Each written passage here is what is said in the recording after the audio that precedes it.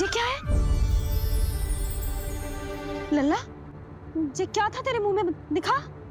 ओहो, मैं तो भूल ही गया था कि मेरे भीतर ही तो सारी सृष्टि समाई हुई है। मैया ने उसकी झलक देख ली, अब क्या होगा? क्या हुआ यशोदा? सुनो जी, हमारे लल्ला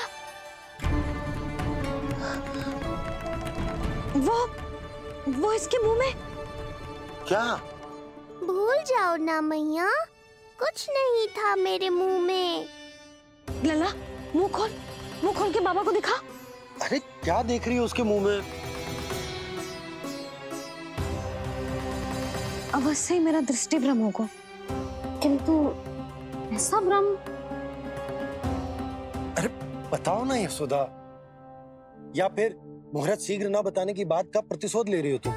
ना ऐसी बात ना है। तो फिर बताओ ना क्या बात है? हा? मैंने लल्ला के मुंह में कुछ देखो। क्या देखो? अब फंस गया मैं। मैया बाबा को सब कुछ बता देंगी और राय का पहाड़ बन जाएगा। फिर कैसे संभालूंगा इन दोनों को? ऐसे लगो जैसे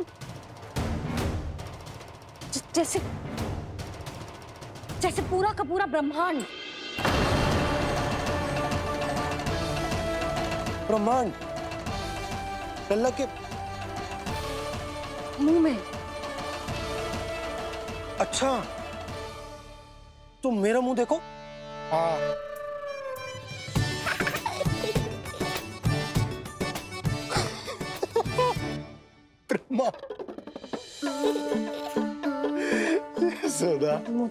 मुझे पता था आप मेरा उपहास उड़ाओगे। अरे नहीं, तुम देखो तो सही।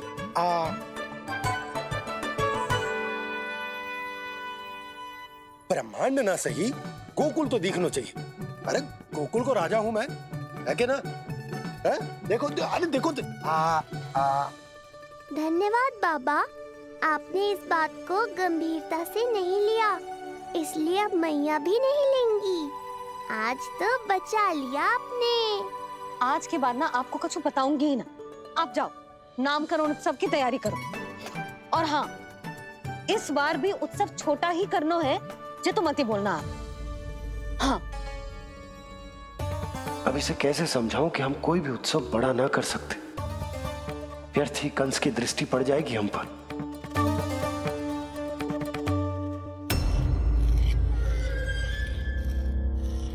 लगता है आपके सैनिक और तलवार दोनों की धार कुंद पड़ गई है महाराज।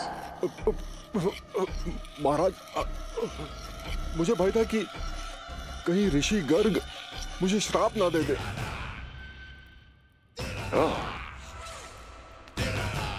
उस श्राप से भयभीत हो गए दुर्जन, किंतु कंस तो कोई श्राप नहीं देता,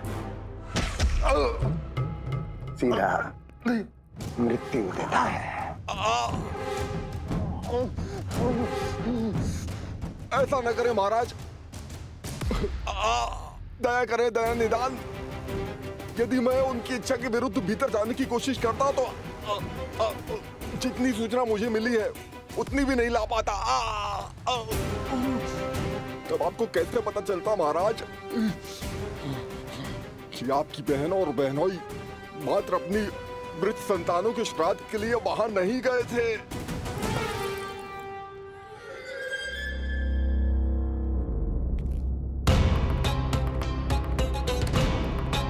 आगे बोलो। पूरी तरह तो नहीं सुन पाया महाराज, किंतु मैंने स्वयं अपने नेत्रों से देखा है महाराज। राजकुमारी देवकी ने ऋषि गर्ग के हाथ में कुछ दिया था। ये सत्य है महाराज, और ऋषि गर्ग ने उन दोनों को वचन भी दिया था। सही समय की प्रतीक्षा कीजिए राजन, आपके दोनों कार्य पूर्ण होंगे। महाराज, मैं आपका सबसे विश्वसनीय सेवक हूं।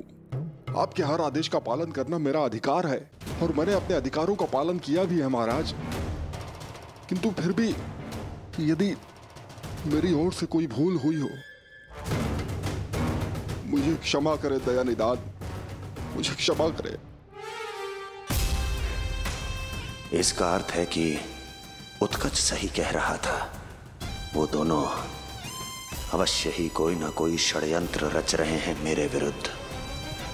समय आ गया है, अब मुझे किसी ऐसे की खोज करनी होगी जो उतना ही शक्तिशाली हो जितनी की मेरी ये तलवार।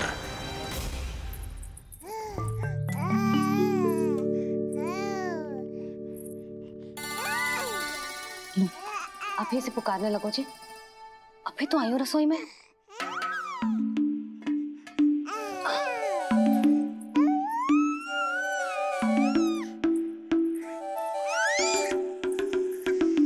शीघ्र ही तुझे भी अपने बाबा का हाथ बटाना पड़ेगा, समझ रहे हो ना? बटाएगा ना हाथ? अभी जो 100 दिन का भी ना हो और जिस नन्हे से बालक को काम काज का भार सौंपने की बात करने लगे। काम का नाम सुनते ही मुख से स्वर ना निकल रहे तेरे। अभी तो बड़ा ऊ कर रहा था। बता, हाथ बटाएगो कि ना? अरे बता ना।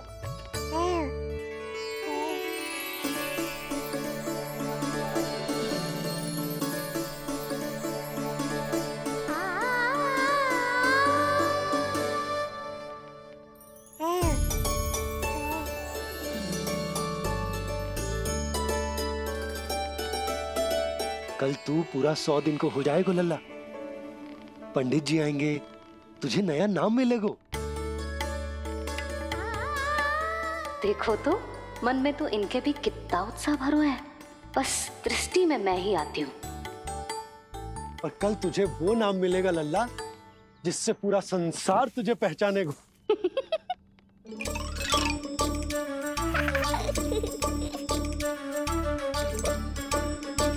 अब लल्ला कितना कार्य शेष है और तूने मुझे बातों में लगा लियो।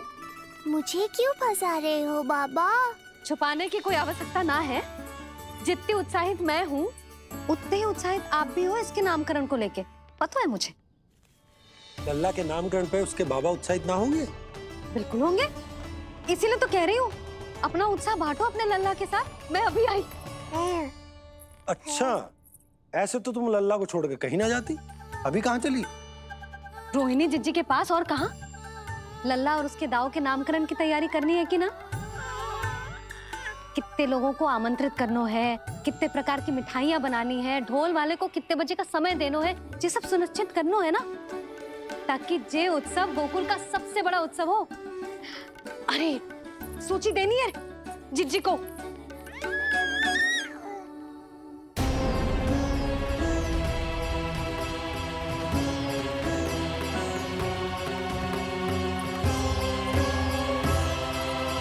सबकी कोई आवश्यकता ना है। आवश्यकता ना है मतलब? कहना क्या चाहते हो आप? मैं ये कहना चाहता हूं कि यशोदा, सत्य तो ये है कि हमें दुख में ना अत्यधिक दुखी होना चाहिए और ना सुख में अत्यधिक उत्साहित। प्रसन्नता कितने भी क्यों ना, हमें उत्सव संयम से ही मनाना चाहिए। इतने वर्ष संयम ही तो रखा था ना नंद जी। ये समय संयम का ना आनंद से बावले हो जाने का है। यशोदा, हम आयोजन छोटा ही करेंगे। मैं कुछ सोच समझ कर ही तो कह रहा हूँ। पर क्यों? मुझे भी तो समझाओ। हर बात समझाने की ना होती यशोदा। अच्छा, पति पत्नी में भेद हो तो है? ठीक, मैं कोई भेद ना रखूं। जो भी अब तक मैंने तुम्हें ना बताया है वो सब बताऊं। ओहो, क्या कर रहे हो बाबा? कंस के बारे में कुछ बता मत देना मैया को। वो मंगला है ना, उसने आज शाम को ही बछड़ा दियो और भाद्रपद का मास लगभग बीतने को ही है, तो धीरे धीरे शरद ऋतु आ जाएगी, दूध की हानि भी कम हो जाएगी। हाँ? और वो सरजू है ना, उसको बैग जी ने पूरे पखवाड़े का विश्राम के लिए कहा है। क्यों? क्योंकि वो ठाट से गिर गए थे और गिरते समय उसे भीतरी चोट लग गई थी। अरे बस बस बस, ये सब मुझे क्यों बता रहे हो? इसका नामकरण से क्या संबंध? तुम्ही ने तो कही ना कि पति पत्नी के बीच में कोई भेद ना होता। तो मुझे जो भी बात पता है मैं तुम्हें बताऊंगा।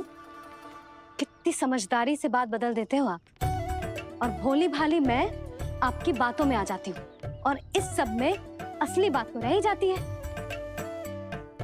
किंतु आज बात मेरे लल्ला की है। उत्सव तो विशाल ही होगा और इस बारे में कछु और ना सुनूंगी मैं। आप लल्ला का ध्यान रखो, मैं जा रही हूँ रोहिणी जीजी के पास। यशोदा,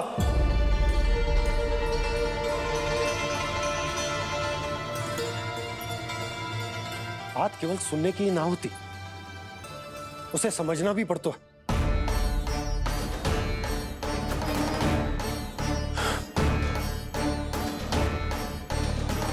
विश्वास है ना मुझ पर?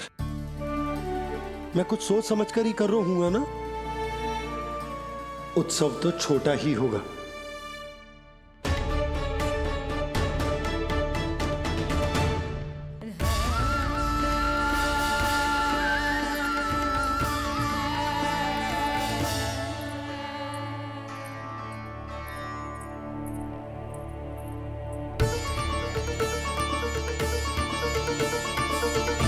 क्षमा करना लल्ला, तेरी मैया को डांटना पड़ गया।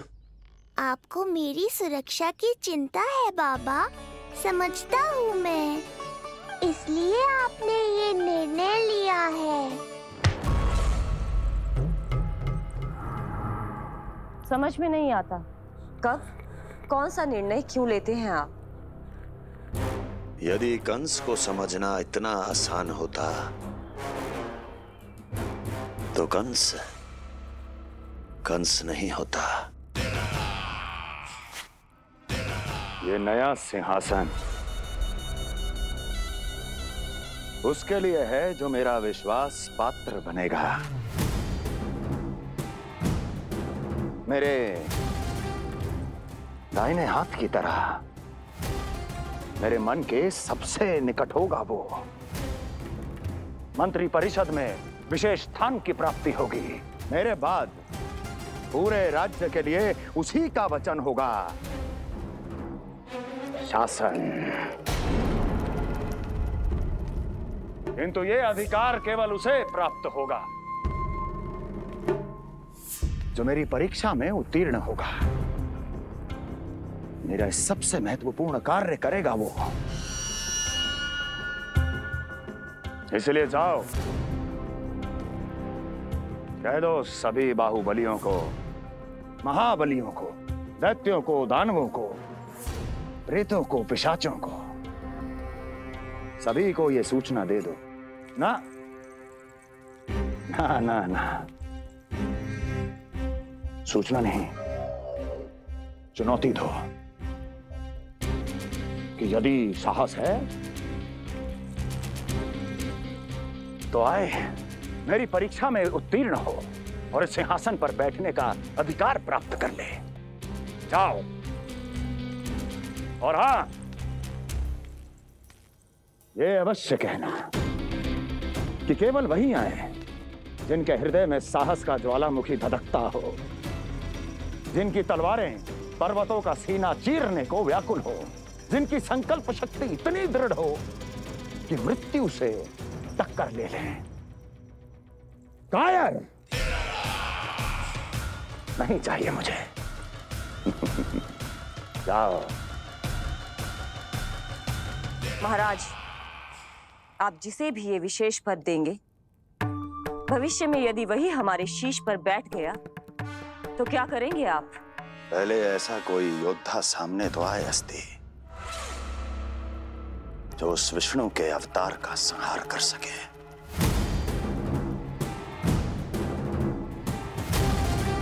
और जहां तक प्रश्न है हमारे शीश पर बैठने का, तो स्मरण रखो अस्ति, कंस को अच्छी तरह आता है ऐसे दुस्साहसियों को बीच दरबार में खड़ा करके अपनी उंगलियों के संकेत पर नृत्य करवाना। दीर्घ ता। और अपना कार्य सिद्ध होने के बाद उनके तन से उनके शीश को उतारना कंस को भली भांति आता है।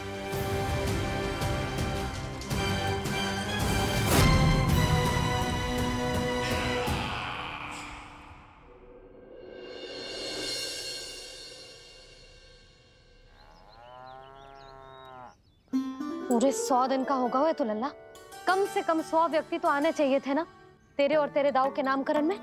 हाँ, अब तुम मुस्कुरा क्या रहो है? तू ही बता, जे भवन देख के लग रहा है कि यहाँ कोई उत्सव है? बिना अतिथियों के कैसा उत्सव और कैसा आनंद, तू ही बता। पर मैं करूं भी तो क्या? पता है लल्ला, मुझे तो लग रहा है तेरे बाबा ना कंजूस होगा है। नहीं तो भला और क्या समस्या हो सकती है उन्हें बड़े आयोजन से? अरे गोकुल के राजा का लल्ला है तू, राजकुमार। यदि तेरा आयोजन बड़ा ना होगो तो भला किसका होगो?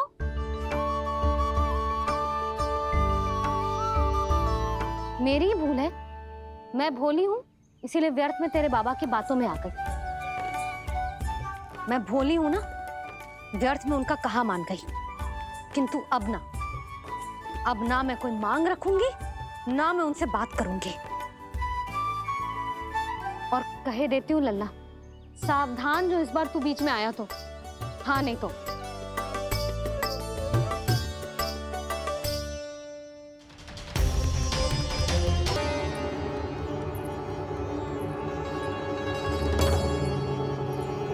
क्या होगा? हाँ, सब ठीक तो है ना? आप इतनी चिंता में क्यों हो जी? कोई बुरी सूचना तो ना मिली? अब जे मत ही कहना कि जे भी मुझसे छुपाना पड़ेगा। जो भी है मुझे बताओ। पंडित सदानंद जी महाराज वो नामकरण के लिए ना आ सके। उनकी बिटिया के पांव भारी, उसे लिवाने वो समधियाने गए। ये तो शुभ समाचार है।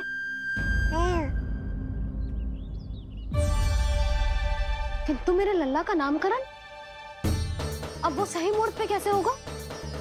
वही तो समझ ना आ रहा। ऐसे मन छोटा करने की आवश्यकता नहीं है मैया बाबा। आप दोनों तो स्वागत की तैयारी करो, आ रहे हैं वो।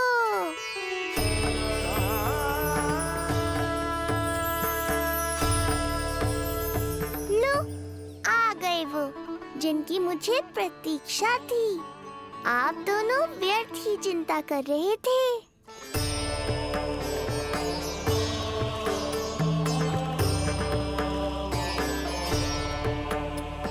अब कौन करेगा मेरे लल्ला का नामकरण? ऋषि गर्ग, नंदराज, रानी भाभी, महान ऋषि गर्ग हमारे गांव में पधारे हैं।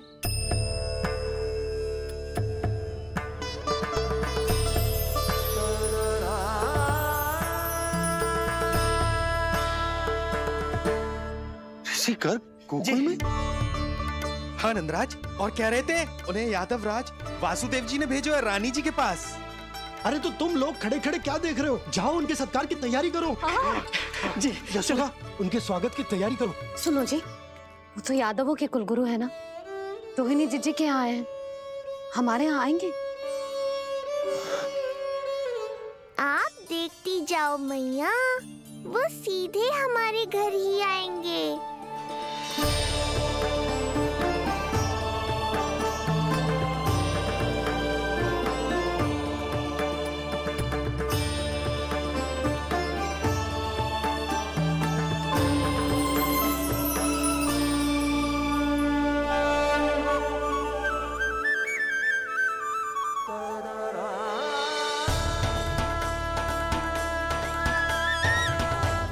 ये क्या हो रहा है मुझे? मैं उस भवन की ओर क्यों बढ़ा जा रहा हूँ? क्योंकि आपके यहाँ आने से ही मेरी मैया बाबा की चिंता समाप्त होगी ऋषिवर। ये बात तो मैं न जानता, परंतु मुझे जाकर उनको स्वागत करना चाहिए।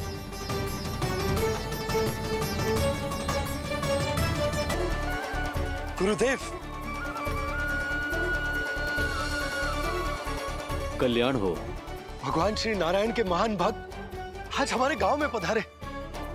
हमारा जीवन सफल है गया आज। वो भवन आपका है नंदराज? आपके शुभ चरण पड़ेंगे तो हमारा जय भवन पवित्र हो जाएगा। इतने बड़ी ऋषि अगर हमारे घर पधारेंगे तो हमारे तो भाग्य ही संवर जाएंगे। मैया आपके दर्शन को तरस रही है ऋषिवर। संकोच मत कीजिए, अब आप ही जाइए। पधारिए गुरुजी। न जाने क्यों मेरे पांव अपने आप ही आपकी भवन की तरफ जाने को व्याकुल है नंदराज। पधारिए गुरुदेव, आइए।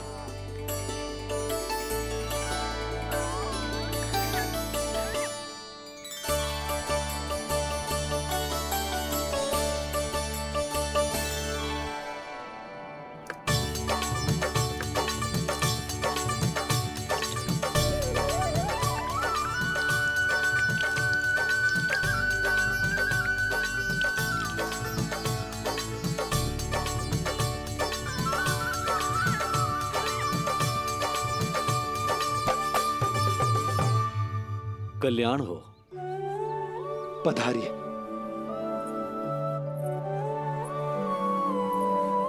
आया तो था मैं रानी रोहिणी के भवन में, पर पता नहीं कैसे यहाँ खींचा चला आया। विराजिए गुरुदेव।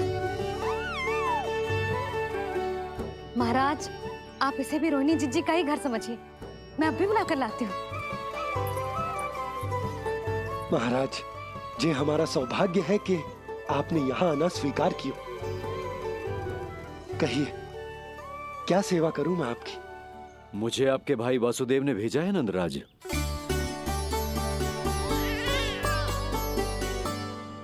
प्रणाम गुरुदेव। स्वामी जी ने आपसे इतनी दूर आने का आग्रह किया है। अवश्य ही कोई बड़ा कारण होगा। कारण तो है।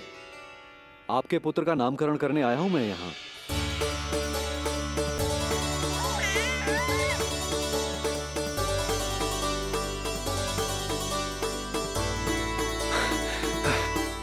ऋषिवर,